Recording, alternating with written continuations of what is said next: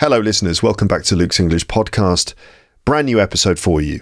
And this one is a rambling episode, which means that I will be just chatting to you, making it all up as I go along. I don't really have much planned for the episode. It's not like a lot of other episodes where I carefully prepare everything in advance. This one is sort of unprepared and spontaneous, which I think is a positive point, actually, because I think there are a lot of benefits to listening to spontaneous speech.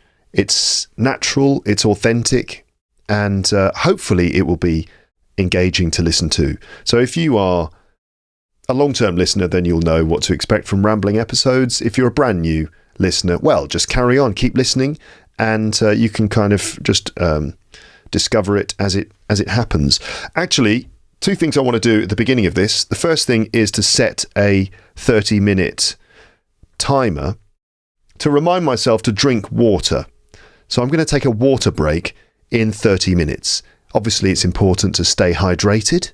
You've got to make sure that your body is receiving plenty of H2O.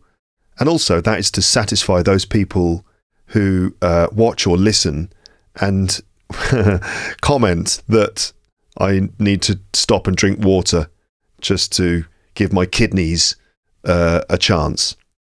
I do drink plenty of water. I drink water before and after recordings and don't often do it in the middle of recordings, but just to make everyone feel better and to make my body fully hydrated, I will schedule a special moment where I will drink some water. So I'm going to do that. Siri, 30-minute countdown timer. Oh, come on. Siri, start a 30-minute countdown timer, please. Okay, Siri did it. Normally, Siri goes, okay, 30-minute countdown timer starting now, but Siri's not feeling very chatty this morning, it seems. So that's the first thing I wanted to do, set that timer. So when that goes off, I'll have a big swig of water from this bottle on the floor here next to me. What's the other thing I wanted to do? It's to suggest an exercise, a speaking exercise, a kind of fluency exercise. In fact, this is the speaking exercise that I'm going to be doing myself in this episode. But you could do it too.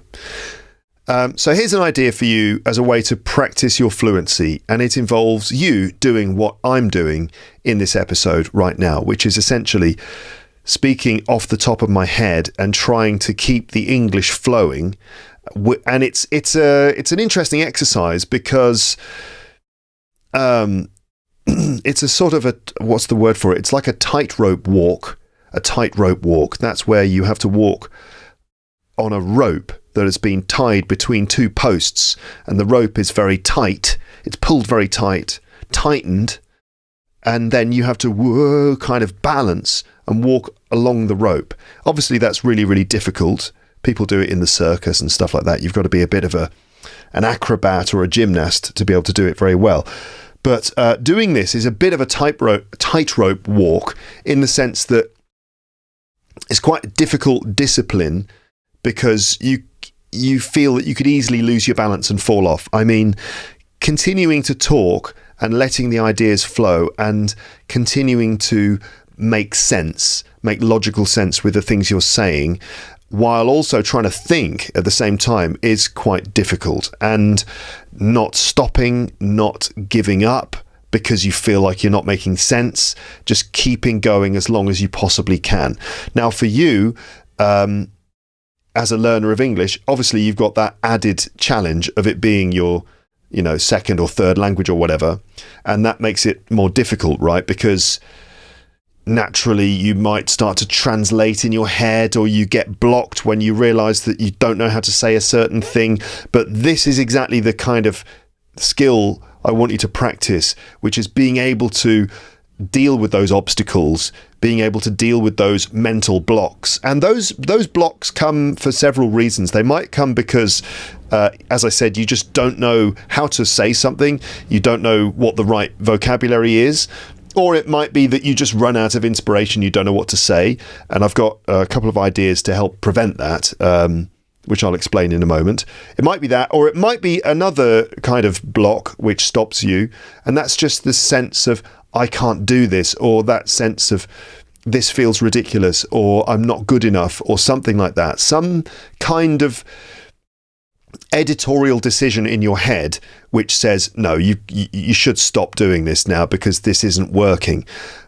I want you to switch off that voice, that editor, which is kind of telling you, which is criticizing you and essentially telling you that you can't do it because it's not perfect, it's not good enough, it's not right.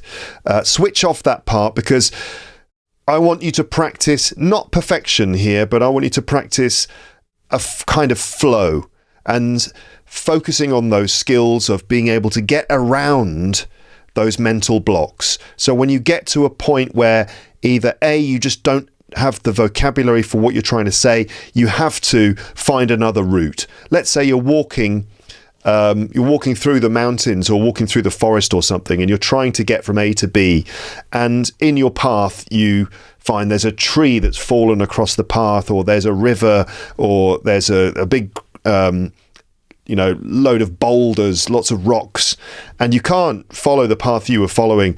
You just need to find an alternative route. So off you go off in a different direction, using the words that you have at your disposal until essentially you manage to say more or less what you were trying to say, even if it's not great, even if it sounds clumsy, even if it's not exactly what you wanted to say. You have to keep going. The whole point is that you can't stop talking and you have to keep going. It's difficult. Believe me, it is difficult, but you have to just do whatever it takes to keep the words flowing. So this is the exercise I'd like you to try to do.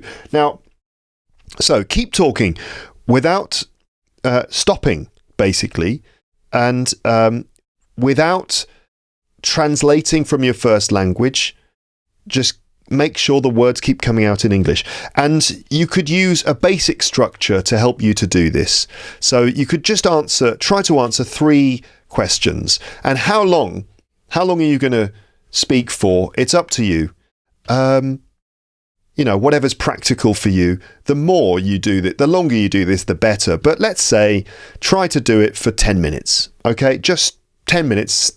Let's do that at the beginning. If you feel like it, if you feel like 10 minutes is too much, just do 5 minutes. And you'll see actually that 5 minutes will go by very quickly. But 5 minutes, 10 minutes, something like that. You could set a timer if you want on your phone or your watch or something like that, to give yourself a sense of, completion. But feel free to keep going for longer if you feel like it. But let's say about 10 minutes. And your basic structure is you could try to answer 3 different questions. The first question is, what have you just done? So describe the things that you did just before this moment that you're in now.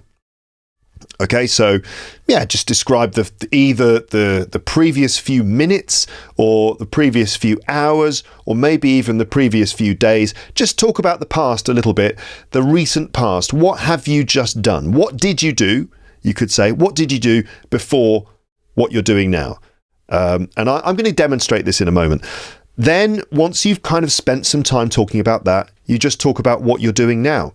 And that's literally just provide a commentary on what is happening now. Imagine you're on the telephone to someone and they say, what are you doing? You just describe what you're doing in this moment. And that involves, obviously describing your current sort of situation, but it could involve describing how you feel about things. You could talk about the weather. You could describe your surroundings.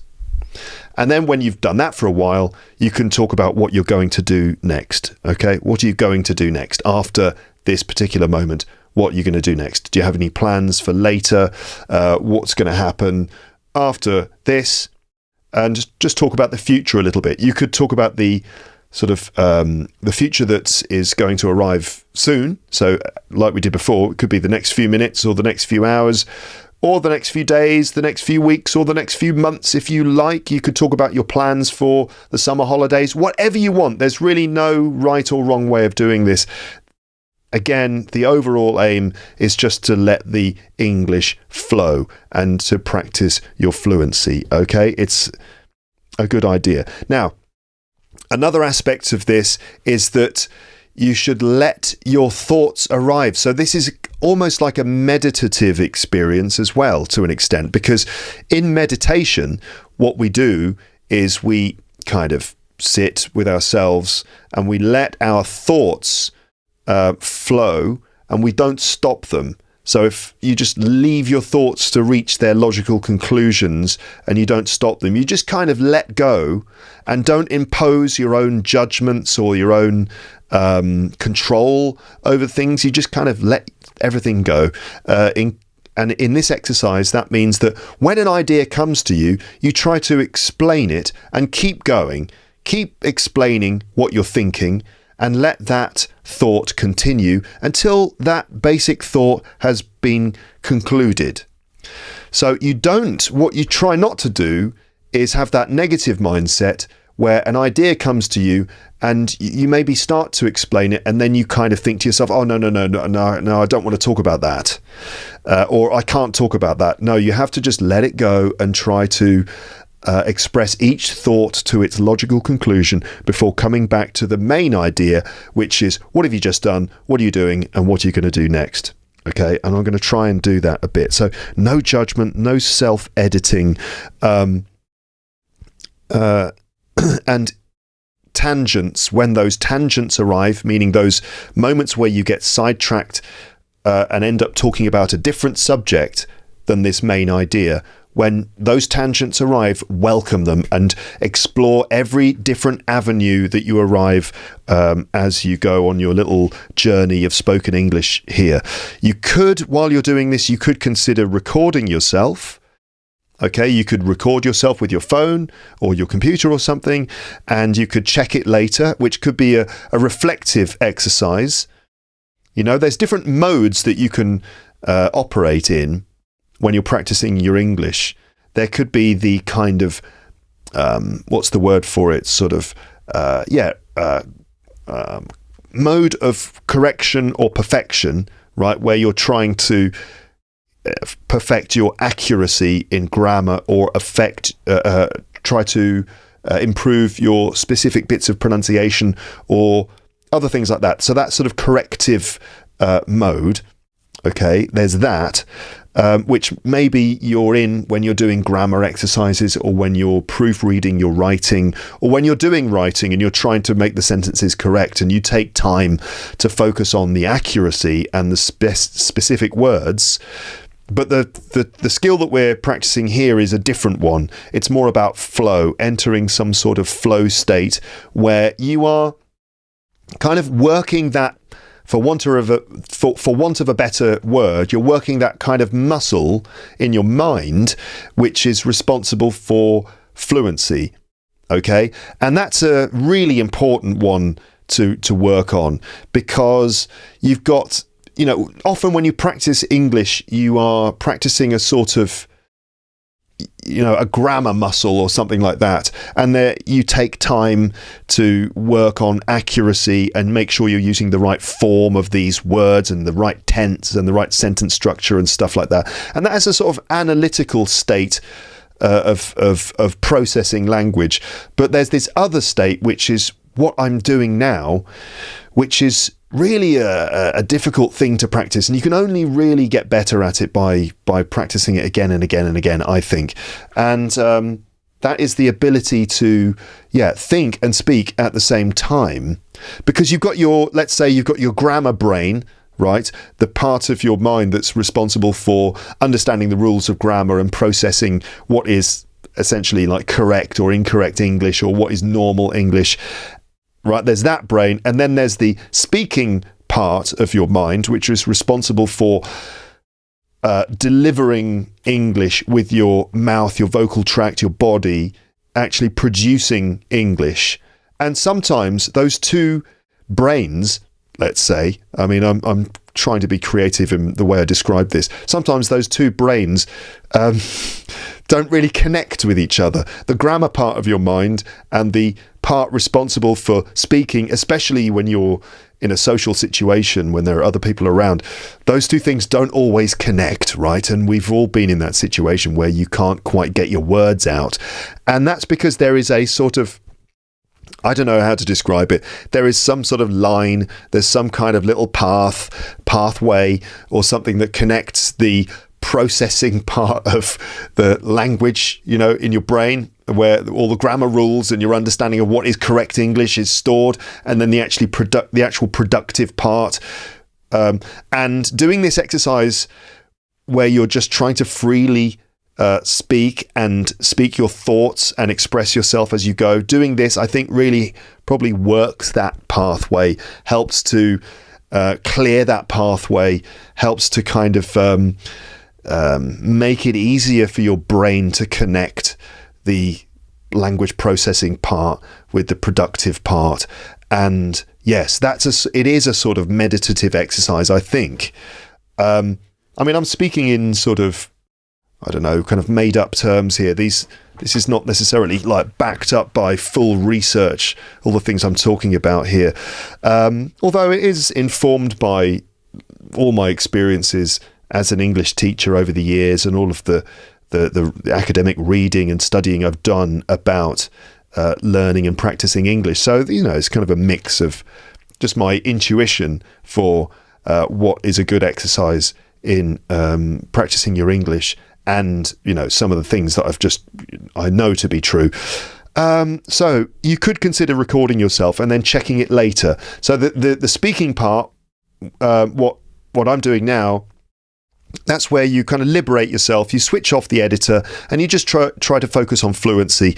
And then later on, you could listen back to what you recorded, and then you could take a more reflective or analytical approach, and you could try to identify your strengths and the things that need to be improved, and then you could try and work on those things. And it could be that you realise that you couldn't quite put into words those ideas you were having. You didn't know what the vocab was, so then you can take time to try to find the right phrases in English for those things, and then record them. Right, just make a note of them. Or you could listen to your pronunciation and realise where you were struggling to pronounce things and work on those things, right? So you could take time to correct yourself, and then you could try doing it again after you've analysed it and sort of done a bit of research and looked at vocab and grammar and pronunciation or whatever. You could then try and do it again and try and express what you were saying again. You could also even try to transcribe what you said, like write it down, and then you've got a written version of it. Online software might be able to help you if you can upload your audio to some sort of online transcription service, like otter.ai, for example. Most of them are paid services now, though. You could maybe use ChatGPT. I'm not sure if that's a possibility. Maybe if you speak into it while you're doing the exercise, maybe something like that. And anyway, or you just listen back to your recording and write it out yourself, and then you've got a written version of what you said, and you can read it, and that might make it easier for you to analyze the English that you used and correct it, write it again, and then read it out, maybe record yourself reading it out. Maybe even just do the whole thing again without looking at what you wrote down, but just the act of analysing, correcting and thinking about what you did could help you to then, when you switch back into your open-minded fluency mode again, that you might just be in a better position to perhaps do the things better than what you did before. Okay, so you could, if you want to help you do this, you could write down a few little ideas, just a couple of words or phrases for some of the things you want to talk about. You could think about, before you start your speaking, you could think about a few ideas in advance. So what have I been doing? What have I just done? Just note a couple of things down. What am I doing now? Note down a couple of ideas. What am I going to do? Just note down a couple of ideas. Just so that you've got a bit of structure to work with. But the rest of it, you just make it all up as you go along. And you certainly must not write a script for this exercise. Okay, no script, because that's not the point. It's not a writing exercise. This is a speaking exercise. Okay, so that's kind of what I'm doing now, in a sense, and that's usually the spirit of these rambling episodes, just to talk spontaneously. And I've, set you a task there, which is hopefully to inspire you to try and do the same thing as a way to practice your spoken fluency. But here we are in the episode, maybe about 20 minutes in already. And as well as me setting you this speaking task, I do want to give you a nice listening resource with this episode as usual. The purpose of this, as always, is to help you listen to more English. And there are lots of benefits, I think, to extensive listening. I talked about them in a few episodes ago at the beginning of the year. I've talked about the benefits of doing lots of listening plenty of times on this podcast. But a stream of consciousness episode, a rambling episode like this, I hope makes it a bit easier for you to achieve that, basically getting lots of listening into your life. I wonder if speaking spontaneously like this is kind of easier to follow. I wonder if it also is perhaps even more engaging than listening to scripted speech. I've talked about this before as well. And I think that, I guess that it is, in a way, because maybe listening to me speaking spontaneously sort of is easier to follow because you kind of lock into my thought process. Do you know what I mean? Again, I'm speaking in layman's terms here, meaning I'm not speaking in sort of strictly scientific terms. I'm just speculating, really.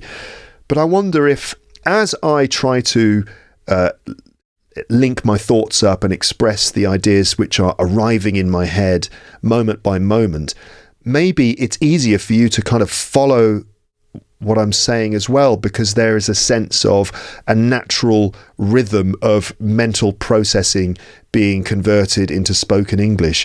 And maybe it's easier for your mental processing, your natural mental rhythm to kind of fit in with mine.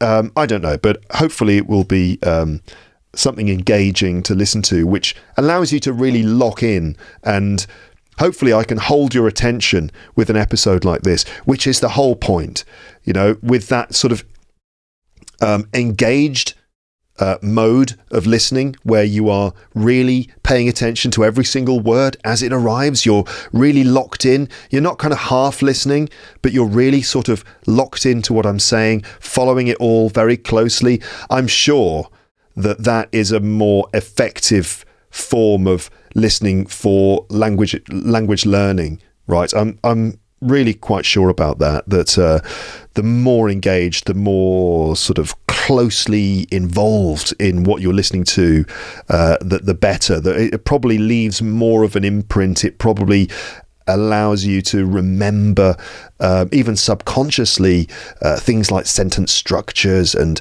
collocations and things like that. So that is the idea.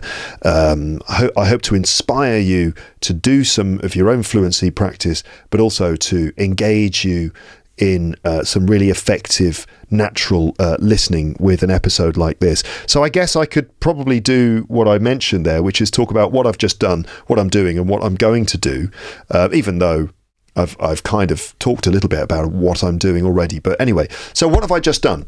Well, I should say, and entering into this next bit in the spirit of the exercise I just mentioned, which means there are no rules really, and I have to follow every thought process, every idea and tangent to its logical conclusion without blocking myself and stuff. So what have I just done? Well, actually, it's the morning as I'm recording this. It's a Monday morning in mid-February, and the weather is lovely at the moment. A beautiful pale blue sky, clear skies, lovely late winter sunshine. And in Paris, where I live, just in case you didn't know, and I do have to mention that sometimes because I get quite a lot of comments from people saying, "Oh, I love listening to your podcast. I'm going to be in London, next month, and it would be amazing to be able to meet you." And I I have to say, well, that's nice, but I don't live in London anymore. I live in Paris. Anyway, so it's lovely that you get this beautiful light at this time of year in Paris. And I think that actually sort of this time of year, late winter, is one of my favourite times of year, weirdly enough, even though it is winter and it's cold. I like the freshness and the kind of crispness of the air. And lovely sunshine. So that's nice. That always makes me feel much better. Getting some winter sunshine on my face and the clear blue sky. It's not too hot. Just right. Just great. So anyway, this morning, I took my son to creche. Creche is the daycare centre. And that was really nice. I mean, he's happy to go, which is great. And so I dropped him off and he was happy to arrive, said hello to the ladies that look after him there and the other kids that he can play with, and it's wonderful. He gets to basically play all day long. There are toys everywhere. There are other little kids for him to play with. They listen to songs and music. They sing. They go outside and play on the slide and the climbing frames, and he has a wonderful time. And I spent the weekend with him. This weekend, because my wife and our daughter went away for a friend's birthday weekend outside of Paris, and my son and I stayed together in Paris. So we spent the weekend together, which was, lovely sort of father-son bonding time. And he is nearly 18 months old now, and he's doing fine. He's a toddler, that's the word we use to describe a little child that's recently learned to walk. He's a toddler and he's pretty steady on his feet. He sort of runs around or kind of trots around the place. And it's very interesting observing his development, and he's starting to speak more and more. His vocabulary is expanding all the time. He's starting to say please and thank you, which is adorable. Sometimes he has to be prompted. You have to say please or say thank you. And he says, you say please, and he says pee. That's his version of please. And other things. It's interesting also to see how he's different to our daughter, and trying to identify what his personality traits are. It's hard to see really at this early age, but he's, he can be shy sometimes, and then at other times he's really confident. He's very playful, but then sometimes seems to be quite serious as well, where everyone around him is is trying to make him laugh, and he can be a bit sort of serious. Where his sister is definitely very creative. He is certainly at this stage quite destructive. I don't know if that is a boy thing, and I don't want to kind of impose certain preconceptions onto him, because we interpret our children's behaviours through certain kinds of lenses of perception, where we see a child's behaviour and we kind of even subconsciously reward behaviour that we think is appropriate for a boy, and we reward behaviour that we think is appropriate for a girl. I try not to do that. I'm trying to keep an open mind, so I'm not kind of subconsciously encouraging him to behave in a certain way and imprinting certain kind of preconceived ideas of what he should be, and just trying to let him be himself. But I've definitely noticed that he is more, I guess, sort of typically male in his behaviour. So he's quite physical. He fights a lot more. He struggles and fights. So for example, if I'm trying to get him dressed or change him from his pyjamas into his clothes, there's a lot more struggling and fighting than there was with his sister. He seems to be more physical. So rather than sitting quietly for longer periods of time and playing with things or looking at books, he likes to go around and climb up on chairs, and he's quite destructive. He likes smashing things. He often throws objects around the place, and and he I have to say, he does hit and scratch sometimes, which is quite normal, I understand, for toddlers. that they do, obviously little kids, they cry, they might throw food, and they might sort of hit and scratch. And he does that. In fact, I've got like a little scratch on my nose because he took a swipe at me over the weekend, and his nail scratched the bridge of my nose and left a little scratch. So I've got a small scab on the bridge of my nose from where he swiped me. And that's obviously not great when your own child, who you want to just cuddle and kiss and stuff, if he's frustrated, he'll just slap you across the face. And it's obviously bad. And you say, no, don't do that. No scratching, no hitting. Don't pull hair. That's very naughty. No, no, no. You do all that sort of thing. And I don't know how much of a difference it really makes. But sometimes it takes you by surprise. You'll hold him in your arms, and maybe you've just picked him up because he's trying to grab a plant in a plant pot or something, and you say no, and you grab that, and he looks at you for a second, and it's coming. He looks at you, and there's a small pause, and then suddenly thwack, he'll slap you over the head, and then you have to tell him off and stuff like that. But it's almost impressive. I don't know if that's a good thing to say, but it's almost impressive because of the accuracy. He's actually quite good. He delivers a slap with surprising accuracy. Bam, like that. His hand-eye coordination is impressive. He might be a good sportsman one day. And he does high fives. So you'll say high five, and whack, he gives you a really good solid high five. So yes, life is interesting with this little guy. He's funny, and he is adorable. But yes, he has his destructive and slightly, what's the word for it? Violent side, which I understand is quite normal for a little kid of his age. And I don't think we've got some sort of violent psychopath on our hands. But who knows? We'll see how he gets on.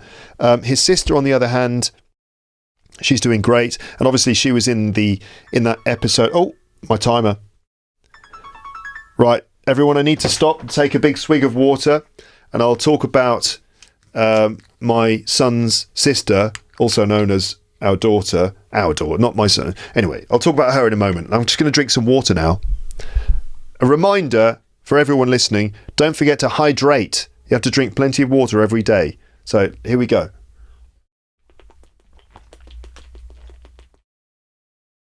Hello, this is Luke from the future. I thought that I would just take this moment while me from the past is busy taking a big drink of water. So while I'm there drinking loads of water, I thought that I would quickly interrupt here in order to let you know about my friend's new podcast. A friend of mine has started a new podcast, and he interviewed me in an episode. So just in case you felt that you hadn't heard enough from me, you could listen to it. So let me tell you about it. And actually, it's also a little chance for me to just teach you a phrasal verb as well while we're at it. So hopefully me from the past is going to be okay, just constantly drinking from this bottle of water. I hope I'll be all right. I think it's okay. I'm not going to drown or anything. Can you drown in a bottle of water? I don't know. Depends on the size of it. Anyway, so my friend Alex Love, who's been on this podcast a few times actually, especially in the earlier days. Alex is a friend of mine that I know from doing stand-up comedy in London, and he's started a podcast which is called The Following Through Podcast, and it's with his friend Siobhan Dodd. So Alex and Siobhan, in episodes of the Following Through podcast, they talk about overcoming challenges in difficult circumstances. They interview different guests and talk about their experiences of overcoming difficult challenges, following through on the things that they've attempted to achieve in their lives. So there's that, plus stories about pooing your pants as well. Yes, I did just say that. Stories about pooing yourself. And at this point, I need to explain this phrasal verb following through, to follow through. It's quite a good phrasal verb, and it's worth learning. We've got the normal definition, a couple of standard definitions, let's say, and then a kind of slang, slightly rude, depending on how you feel about the subject. But there's also a slang, rude, informal meaning of the expression to follow through as well. Maybe you can guess what that means already if you don't already know. So to follow through, the first definition of this would be to kind of complete a commitment to, if you start something and you then complete it, that's to follow through. For example, you start a project and you have to follow through on your commitment, or you have to follow through on your plans to do it, right? Another example, he promised to help me move house, but he never followed through. If you want to improve your fitness, you need to follow through with your workout routine. So you might decide that you need to get fit, you need to start doing exercise. So you plan a routine of doing exercise every day, but then you never follow through on it, meaning you never actually do it. So that's to kind of complete an action all the way through the process from start to finish, including the bits that are difficult. So you can see that the title of the podcast refers to that, talking about finishing things that you've started and completing things despite challenges. The title of the podcast is quite clever because it's a little joke. Also, in sport, we use the phrase follow through to talk about actions in sport. For example, hitting something or swinging at something, right? For example, in golf, you swing the golf club to hit the ball, and then the bit after you've hit the ball where the golf club continues swinging, that is the follow through as well. It could be a noun, a follow through. So to follow through. When you're playing tennis, you swing the racket and you follow through. You hit the ball, but you follow through. So your arm continues swinging. And that part of the swing can be a very important part of the overall swing, right? The follow through, or the moment when you follow through. Similarly, in boxing or martial arts, when you punch, you don't just stop when you make contact, but you follow through with your fist and your arm and your shoulder to create a more powerful punch, right? That's to follow through in sports. But then this rude meaning, and remember I mentioned pooing yourself. Yes, and it does get a bit disgusting. The rude meaning of follow through is, and I quote from the Wiktionary, and this is the Wikipedia free dictionary, which is the only dictionary I could find that actually included this definition, this third definition. This rude definition is to defecate unintentionally, meaning to poo unintentionally, so by accident or by mistake, as a result of something else. For example, if you fart or if you cough or sneeze and a bit of poo comes out, or if you fart especially, but then, in the same way that your arm continues through the swing, it doesn't stop there. The fart comes out and then a little bit of poo comes out as well. I know it's disgusting. It's a horrible thing that happens, but I mean, it happens to all of us at some point, doesn't it? We all follow through sometimes. So that's the other meaning of follow through. So you can see that the podcast, and I'm devoting a lot of time to describing this, but it's worth it for learning, right? To learn this phrasal verb. I hope I haven't drowned. I hope me from the past is okay, still drinking from this bottle of water.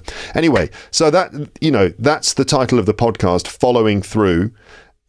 Stories and descriptions of continuing with commitments despite challenges, plus stories of pooing yourself.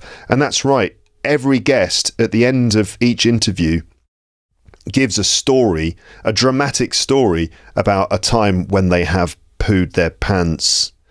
And so if you want to hear a story about how, it's complex. I'll let you listen to the episode if you want to. The Following Through podcast, you'll find a link on the page for this episode on my website. You can listen to the episode there.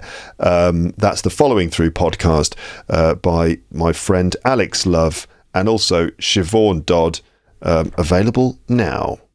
All right, now let's go back to me from the past, still drinking from that bottle of water. Here we go.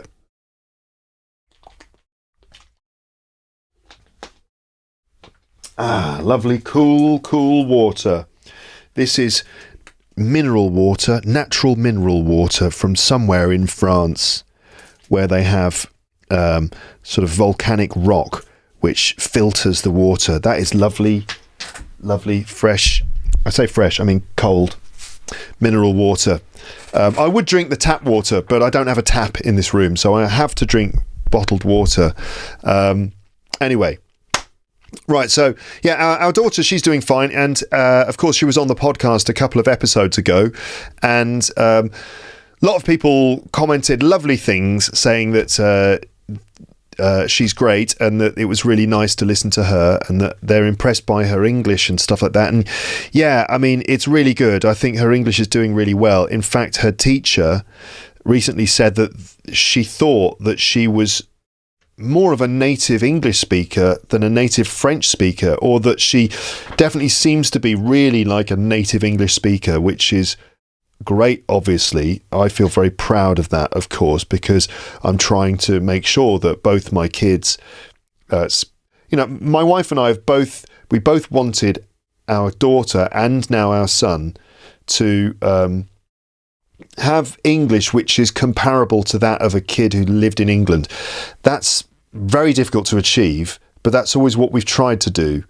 And so I got a few comments asking about our approach to the bilingualism of our kids, and I've done a couple of episodes about this before, so I won't go into full detail about it now, but I will let you know that I've done a couple of other episodes about this in the past. And what are they? Let me just check my episode archive on my website so I can tell you specific episode numbers. Bilingual.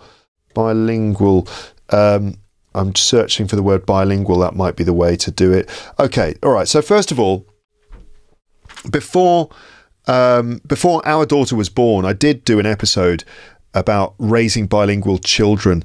That's episode 685, called Raising Bilingual Children, Alex and his daughter Alice. So in that one, I spoke to a Lepster called Alex, who has been raising his daughter to speak English. He's basically spent all his time speaking English to her. And we explore the subject of how to raise a child to speak English. I talked to Alex. He's an English teacher.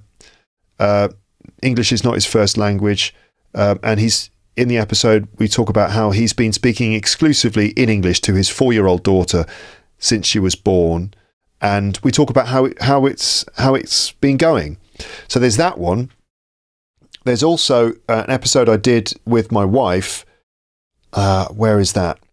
Right. Okay. Episode 664. So actually the one with Alex was after we'd had our daughter. Anyway, it doesn't really matter. Episode 664 was called Lockdown Ramble with my wife. And we talk about lots of different things. But we do spend some time in that episode talking about our approach to raising our daughter to be bilingual. And we talk about it there. And there was also an episode with Bree from Into the Story more recently. Let's see if I can find it. Bree AC from Into the Story. Where is it? Okay, that was episode 848, called The Superpower of Starting English Early with Kids. And Bree is an English teacher with a background in psychology, especially in child development. And she gives lots of advice and encouragement for parents who want to help their children to learn English from an early age. Basically, for us, there's various different approaches to raising bilingual children. For example, there's a one parent, one language, or a location-based approach where you speak one language in a certain place and another language in another place and things like that. And there are also basic principles that I think are really important. Those principles are that, first of all, the child needs a good reason to use the language that you want them to learn, right? They need a really good reason to do it. And usually that good reason is because they have a relationship with someone, a meaningful relationship with someone in that language. Okay, so those are two really important principles. A good reason to use the language and a meaningful relationship, at least one, in that language. In terms of one parent, one language, this is a common approach where one parent always speaks one language to that child, and then maybe the other parent speaks another language. So, for example, Alex speaks English to his daughter, and Alex's wife speaks her first language to their daughter. Okay, now that, I think, works best when the parent speaking the other language, let's say it's English, maybe in your situation, when the parent speaking the other language, the second language, only speaks that language and is really quite strict about that they only ever speak in that language with their child. Now, obviously, that's a decision, that's quite a big decision to take, where you think, am I really going to is my relationship with this kid only going to be in English, and am I not going to have a relationship with them in my first language and be able to share all of that with them? This is a decision that you have to make, and because if the child knows that you speak the other language, and if you do speak your first language with them sometimes, then the child is just going to default to that first language, and it's going to take away a lot of the effectiveness of doing it. So, you know, just speaking English with them sometimes, it's good, don't get me wrong, it's good, it's definitely beneficial, but to get the full benefit of that one parent, one language situation, you do need to almost exclusively speak that language with the child. Now, for me, my lack of French is actually a huge advantage in this situation, which is one of my many excuses for not improving my French, that I'm doing it for the kids. But that is an advantage because I always just speak English with them. And my daughter, you know, knows that I don't really speak French. And so she just instinctively speaks English to me. She doesn't speak French at me. She used to when she was younger. She would come out of school or something and she would sort of speak French to me. And it didn't work. You know, it just didn't work. She couldn't really have that relationship with me in French. And I would always reply to her in English. And I'd sort of say, I don't know what you mean. Even if sometimes I did, to be honest, know what she meant. But it would always be in English. So strictly adhering to the one parent, one language thing is one way of doing it. And then the location-based thing, which is where, for example, your home might be an English zone, and then the rest of the world might be another language. But again, that requires a decision, and it requires a commitment. But anyway, just talking about us and our situation.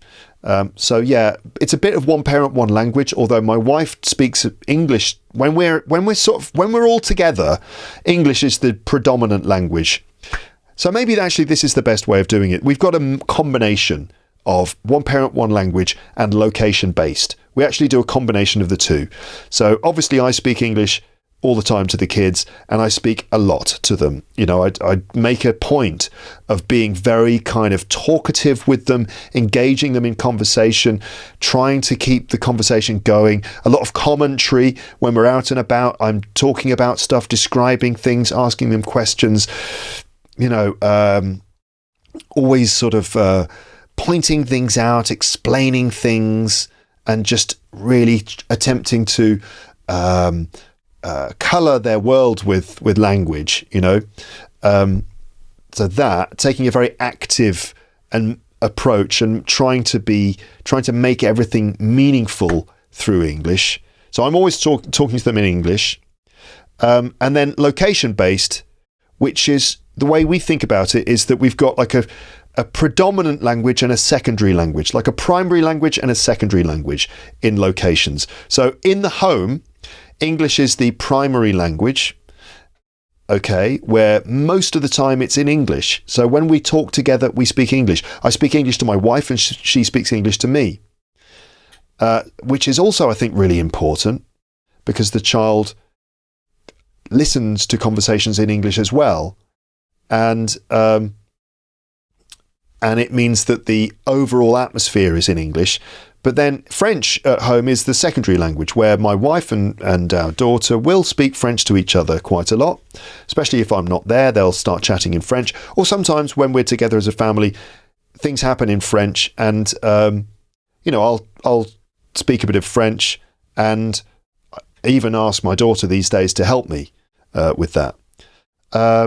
But most of the time at home, it's English. And for example, I put the English radio on quite a lot. We listen to Radio 5 Live. We listen to BBC Radio 4. We listen to BBC Radio 6 music. So, a lot of English is going on. A lot of the music that I play is English stuff. So English is the predominant language. French is the secondary language. But outside of the home, to a large extent, French is the predominant language and English becomes the secondary language. So at school, a lot of it is in French. But actually, another part of our story is that we've managed to get our daughter into a school that has a native English section, which is where they have twice a week, they spend half a day in a class where she is with other kids who are kind of the same as her, other kids who've got probably at least one native English speaker as a parent, and the teacher speaks English, and they do the sort of English school curriculum. Okay, so it's all in English, and all the kids are able to operate in English at a similar level. And that is really important as well.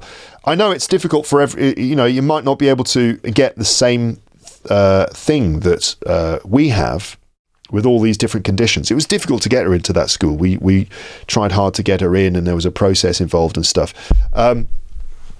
But it's not for you if you're thinking about how to raise your kids to have to be comfortable and confident in English. I think that anything you do is beneficial. So it's not a case of either we raise our kid to be perfectly bilingual like a native speaker with the conditions that Luke has just explained, or we don't do it at all. It's not 100% or nothing. I think any input you do with your kids, any kind of English that you incorporate into their lives, anything at all is beneficial. So even if you're doing half of what I'm doing with my kids, that's a whole 50% of English that they'll be getting, which is really, really advantageous.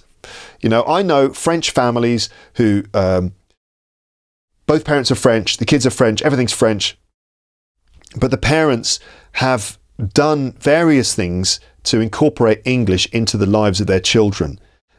Even if it's just once a week, sending them off to the British Council where they spend time in English and do lots of things in English, play games in English and do reading and listening and other things in English, or where they have a nanny who speaks English to the kids, or where the parents spend time speaking in English with the kids too. They have English books knocking around, they listen to English audio stuff, and all of those things definitely help. And I know lots of French kids and young adults who've grown up in environments like that, and they are definitely better than, significantly better than kids who didn't do those things, And it doesn't matter that they might have English that sounds a bit French. Maybe they've got a bit of French pronunciation.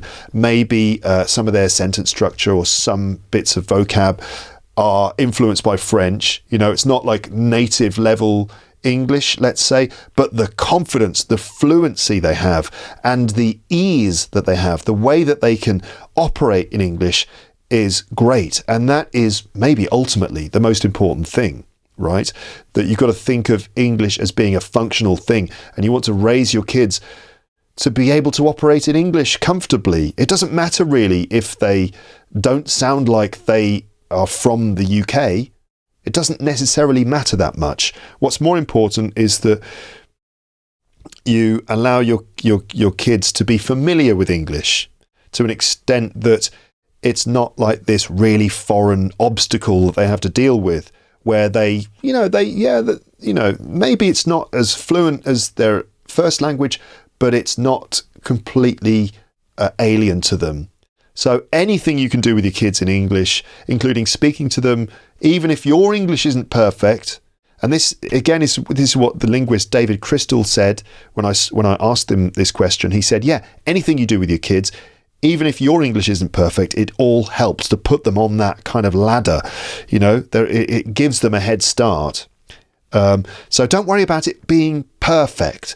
This is a thing that keeps coming up, isn't it? That you don't have to wait to be perfect before you operate in English.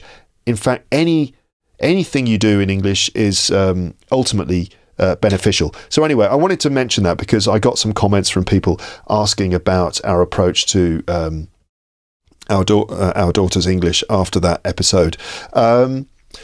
So I brought my son to creche this morning and then wandered back down to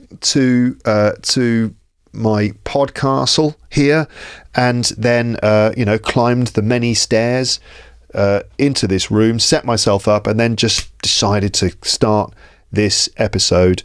And here we are. This is it. It's happening now.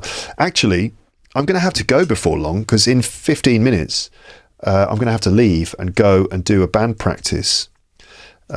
We practice at lunchtimes because that's actually the most convenient time for us to practice. So I've got to go in about 15 minutes, I think. So I don't know, maybe I'll stop this in 15 minutes and that'll be the end of the episode, and I will have done, a good hour. Or maybe I'll continue when I get back, I'm not sure. Going back to comments on recent episodes, I hope you've enjoyed the episodes I've done this year so far. There was obviously the first episode of the year, Learning English with Luke's English Podcast in 2025, where I kind of filled you up full of inspiration, I hope, and comments about how you can improve your English with this podcast.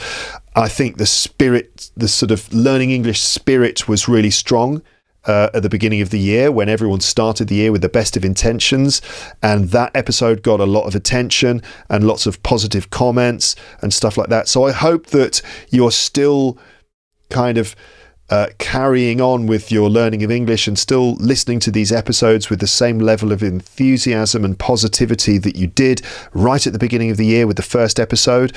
What else did I do? There was the Sherlock Holmes story, another Sherlock Holmes story, the Blue Carbuncle, which people seem to like. And I'll do more Sherlock Holmes stories on the podcast, but I do realise that I need to do more modern stories in episodes. Classical literature like Arthur Conan Doyle is great, but the language is a bit old-fashioned.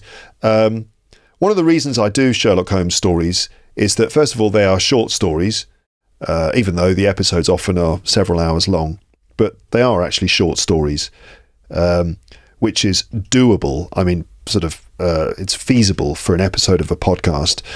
But also because those stories are in the public domain, which means that there's no copyright issue associated with them, because Arthur Conan Doyle, he died over 70 years ago, and those stories, they're in the public domain, so I can freely record those episodes without any issue of copyright infringement or something like that. So that's kind of why I do it, and also because they're just great stories. They're really good fun, and I really enjoy them. Other people seem to enjoy them too. But yes, I will be focusing on trying to do more modern stories as well, including things I've come up with myself and stuff like that. So Learning English with a Short Story, you'll get some more short story episodes coming as we go through the year. But I'm going to try to make sure that we have plenty of modern, up-to-date English in those episodes as well.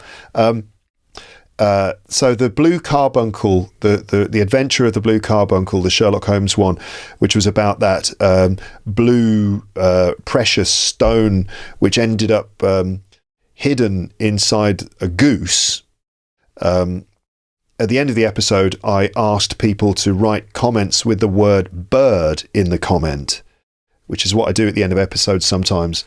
I'll say, make sure you use this password or this keyword to show that you listened all the way to the end of the story or the episode. So quite a lot of people left comments with the word bird in their comment. And I got one from Luke from Poland. And this is the second time I've read out one of his comments. Luke from Poland, is that your real name? I don't know. But anyway, Luke from Poland wrote this. And this comment's got lots of little idioms in it. So he wrote this: I got up early this morning because the early bird catches the worm. So let me read the comment and then I'll go back through it and explain some things.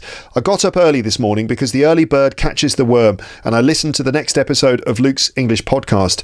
I could listen to it later or I could have listened to it later, but I thought a bird in the hand is worth two in the bush. A little bird told me that this is one of the best podcasts about English. Listening to it is like killing two birds with one stone. I can learn English and enjoy a good story. Then I decided to write a post on Luke's English Podcast's website, knowing that it will be read by the community of listeners like me. It's good to know that there are other people that struggle to learn English. As they say, birds of a feather flock together. Yeah, okay, so that's a nice comment. A few little expressions in there. The early bird catches the worm. The early bird catches the worm. This is a saying in English, which you might have an equivalent for in your language. The early bird catches the worm basically means that it's good to get up early. If you do something early, get up early, you have an advantage. And the early bird catches the worm, meaning the bird that... have you ever seen that? Early in the morning, you look out at your garden and there's a little bird sitting on the grass and it's pulling up a worm out of the ground. Because the early bird catches the worm. I suppose this is because... first thing in the morning, when the ground is kind of wet, the worms in the ground are often to be found near the surface. And so birds that try to catch worms early are more likely to catch them because the worms are closer to the surface earlier in the morning. So the early bird catches the worm. And if you want to achieve something, get up early, start early. A bit like I did this morning. He said, I could have listened to it later, but I thought a bird in the hand is worth two in the bush. A bird in the hand is worth two in the bush. Wow. I suppose this comes from hunting, which is a pity, really, because, as a bird lover, I don't like to, spend too long talking about hunting and killing birds. But anyway, a bird in the hand is worth two in the bush. A bush is a kind of plant, like a small tree. So if you are hunting for birds and you find that there are two of them in this bush, that's obviously good because these are two birds that you might be able to catch. But a bird in the hand, meaning a bird that you have caught, is worth a lot more. It's more valuable to you than the potential of catching two. So he's saying, I thought I would listen. I could have listened to it later, but I decided that a bird in the hand is worth two in the bush, meaning something that you have now is worth a lot more than something that you might or could have later. So he decided to actually listen to it rather than just wait until later. A bird in the hand is worth two in the bush. And then he said, a little bird told me that this is one of the best podcasts about English. So that phrase, a little bird told me, is something that an expression that means, I guess I heard, or that's an odd expression. A little bird told me. It's a bit like saying someone told me or I heard, but you don't say specifically how you heard it or who it was who told you. So it means like I got this information from an anonymous source, or I got this information from, it doesn't really matter where, or I just heard, or I found out from someone. A little bird told me. So it's a bit like, you can imagine another situation. Imagine you're at work and you see a colleague of yours and your colleague is leaving the company. He's going to leave and move to a different company. So you say, a little bird told me that you'll be leaving. So this just means I found out that you'll be leaving, or someone told me, and I'm not going to say who it was. Just a little phrase. A little bird told me that this is one of the best podcasts about English, or a little bird told me that you're leaving. Listening to the podcast is like killing two birds with one stone, which is quite a well-known idiom, which means when you achieve two things by doing one thing, right? You achieve two things at the same time. You kind of do one thing, but you achieve two things at the same time. So a bit like going for a good walk while listening to Luke's English podcast. You're killing two birds with one stone. You're getting some exercise, but also you're doing some listening practice. So that's killing two birds with one stone. I can learn English and enjoy a good story. Right. Then I decided to write a post on Luke's English podcast website, knowing that it will be read by the community of listeners like me. It's good to know there are other people that struggle to learn English. As they say, birds of a feather flock together. Birds of a feather flock together. It just means similar people come together and become a group, like to spend time together. People who are similar like to... People who are similar find each other and like to be close to each other and form little communities. Birds of a feather flock together. So yeah, if you do go to the comment section on my website, you can see other people like you who have gathered together and might be sharing their comments and thoughts and things like that. So that was Luke from Poland with a few little bird-related idioms. And also Mia wrote on the same episode another comment, which was this: a little bird told me that Luke had published another wonderful episode. There's that idiom again. So I rushed to grab my phone and headphones, and off I went all the way through it in one go. Well done, Mia. You listened to the entire episode all in one go. So that was nice. I mean, I've got other episodes that I could mention that I've published. There was the Amber and Paul one, which was fun, with that horrendous rat story from Paul and various other funny moments and things like that. The poor rat. But it survived. It survived the story, thankfully. Thankfully, I don't know. It depends how you feel about rats, really, doesn't it? What other episodes have I done this year so far? The animal vocabulary quiz with my daughter, which I mentioned. From comedy to cozy crime with Ian, which was probably more challenging because I just think that, you know, when I'm in conversation with guests like that, it's probably more difficult for you to follow. But I published a transcript for that, and my long introduction with comprehension questions hopefully helped, although I know how some people feel about my introductions. They just get to the point, for goodness sake, get on with it. But there's method in my madness, and if I do a long introduction, it's for a good reason. It's because I'm setting the stage for the rest of the episode. Yes. What else? And today, Monday, the 17th of February, this is the day that I'm publishing the Words of the Year episode with Amber. The audio was published earlier this morning. By the way, listeners, the audio episodes get published a good, 8, 9, 10, 11, 12, 13, about 6 hours before the video versions. So the early bird catches the worm. If you want to get episodes as soon as they're published, then subscribe to the podcast, the audio version of the podcast, in a podcast app of your choice. Pocket Casts, Apple Podcasts, or one of those other podcast apps that you can download on your phone. If you subscribe there, that's the quickest way to get early access, let's say, to episodes. I publish the audio versions half a day before quarter of a day, 6 hours. What is that? Is that half a day or quarter of a day? Technically a quarter. Anyway, I publish the audio episodes before the video ones. So if you want to get them as soon as they're published, then subscribe to the audio podcast in a podcast app on your phone. And so, yeah, the Words of the Year episode was published this morning. The video version hasn't been published yet. So I don't know what people think of it. I haven't had any comments or responses to it, but I hope that you found it interesting. And really, that was a chance to kind of have some conversation on various interesting current cultural themes, you know, like the threat of AI and the ticketing, the Oasis concert ticketing scandal, and we had a tangent about horror films and horror literature, fantasy literature, and all those other things. So anyway, I hope that you found that interesting. As I said, I don't know what people thought of that.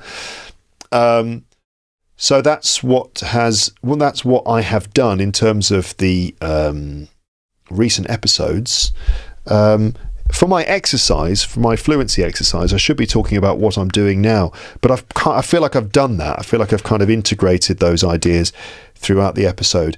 Maybe I can end the episode by talking about what I'm going to do, the plans for upcoming content. Actually, I've just realised there was something I wanted to say about conversation episodes. I suppose this relates to the upcoming content as well. So, like the Ian Moore episode, the last one, the one before last, I guess, episode 921, I think that was. I know those are more challenging to listen to, and I wonder if some people just kind of become skeletons while listening to those, or just can't take it, or maybe find that they're not quite as compelling as episodes with a story or something like that. But I do those episodes with guests for several reasons. One is because I think it's really important for you to listen to conversations where I'm talking to someone else. It's not just a kind of solo ramble like this.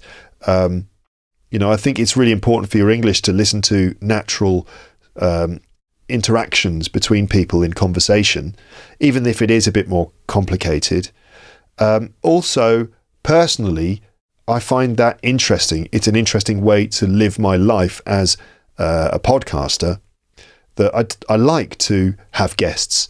That's one of the interesting things for me about having this podcast platform, is that I can interview people and have these really interesting conversations and really explore different topics and get into quite deep conversations with people. I just really enjoy doing that. So that's, I guess, sort of my justification for those episodes, even if they might be more difficult to follow. And I'll always be doing a variety of different things, of solo episodes and episodes with guests. So in terms of upcoming content, I kind of want to keep it a surprise. I want it to be a surprise where every week you don't know what you're going to get, because Luke's English Podcast is like a box of chocolates. You don't know what you're going to get. As Forrest Gump said, life is like a box of chocolates. You never know what you're going to get. Not strictly true, Forrest, because we know that you're going to get chocolates, and a lot of chocolate boxes actually have pictures on the back of the box that specifically state exactly which chocolates will be in the box. But anyway, you get the idea. I want to keep it a surprise where you don't know exactly what you're going to get every time. But I'll give you a sort of overall idea that basically I've got how many episodes in the pipeline right now? It's possibly about 10 episodes in the pipeline that are in various stages of preparation and development. I've recorded a few conversations with people, so you've got a few conversation episodes coming, including a returning guest, some family connected things, and walk and talk stuff as well. The medieval museum, I mentioned it a few times that it has been a nightmare to edit that recording, but I've almost finished. So you should be getting the medieval museum walk and talk with Amber and Paul's brother, Kyle, making his first appearance on the podcast. The audio and video versions are slightly different. The audio version is a bit longer, with more interruptions from me explaining bits of medieval history and stuff. So a history podcast about the medieval era, that is coming. And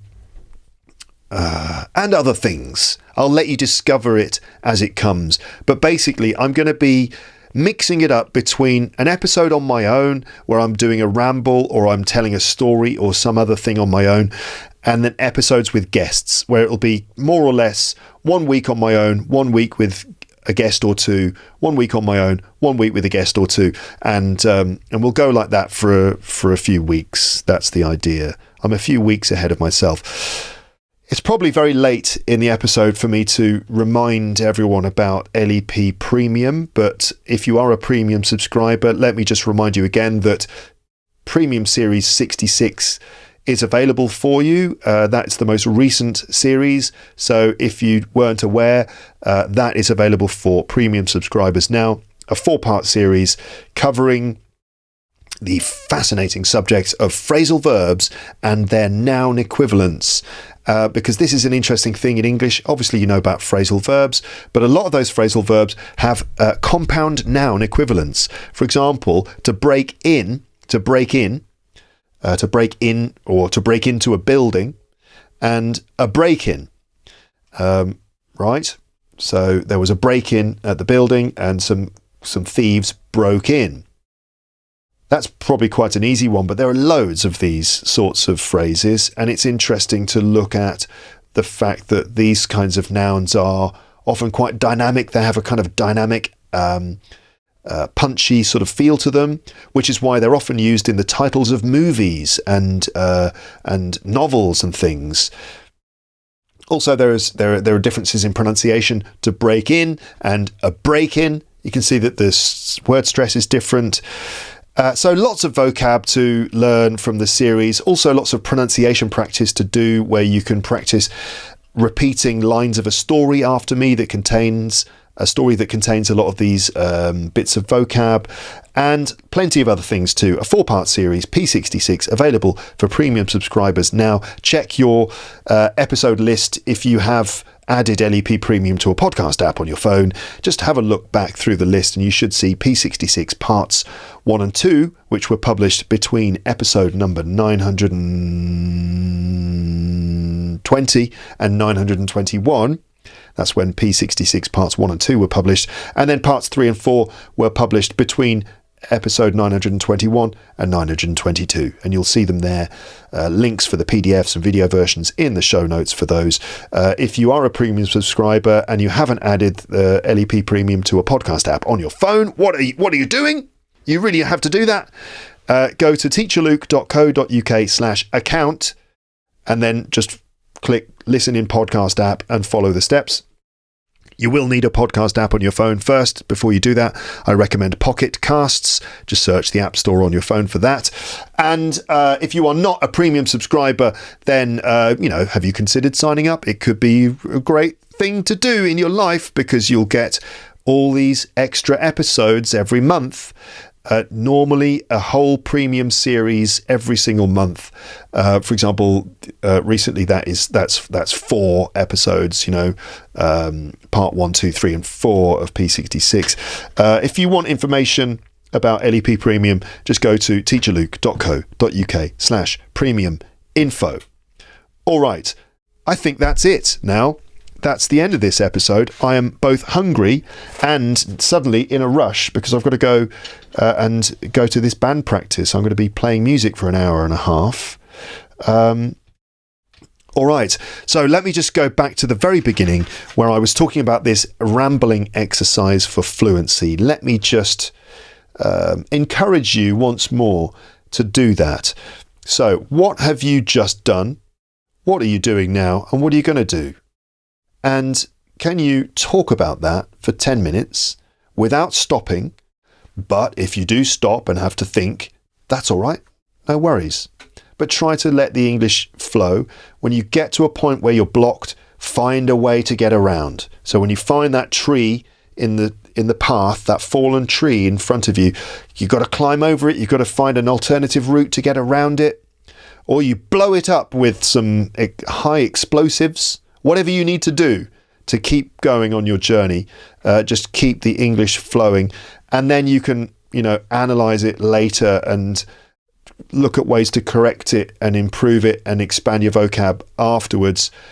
But just try and do a fluency exercise. It could be a really good way to improve your English. I hope that you've enjoyed listening to this rambling episode, and that you have a lovely morning, afternoon, evening or night, wherever you are in podcast land. Thank you so much for listening.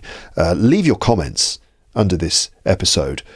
Something about the word tree, okay? Something about a tree. Because remember, I just explained this image of you trying to, go on your exploration through the forest or something, and there's a huge tree that's fallen down in your path, and this tree represents some sort of mental block in your English fluency, and the fact that you've got to find some way of getting around it, getting over it, getting under it, blowing it to smithereens with high explosives, whatever it is that you need to do, chopping it up into firewood and selling it, I don't know, but mention something about a tree in your comment, just to prove that you have made it thus far without turning into a skeleton with headphones on. Thank you for listening. Have a lovely life until the next time I speak to you. But for now, it's time to say goodbye. Bye. Bye. Bye.